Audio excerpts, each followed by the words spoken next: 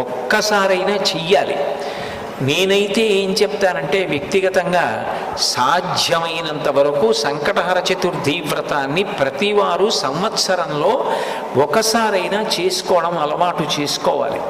నేను ఎందుకు ఈ మాట అంటున్నానంటే వేదవ్యాసుడు దేవీ భాగవతం చేస్తూ ఒక మాట అంటాడు, కాలో హి బలవాన్ కర్త సతతం సుఖదుఃఖయో నరాణం పరతంత్రాణం పుణ్య పాపానుయోగత. భగవంతుడు మనకొక సుఖాన్ని ఇస్తే మన పుణ్యాన్ని అడ్డుపెట్టిస్తాడు, మనకి దుఃఖాన్ని ఇస్తే మనం చేసిన పాపాన్ని అడ్డుపెట్టిస్తాడు. నేను చేసిన పుణ్యమేదో నాకేం తెలుసు, నేను చేసిన పాపమేదో నాకేం తెలుసు, అనుభవంలోకి వచ్చేశాక తెలుస్తుంది. అది అనుభవంలోకి వచ్చేసి సంకటం ఏర్పడిపోయిన తరువాత పరుగులు తీసే కన్నా అటువంటి సంకట స్థితి రాకుండా ముందే సంకటహర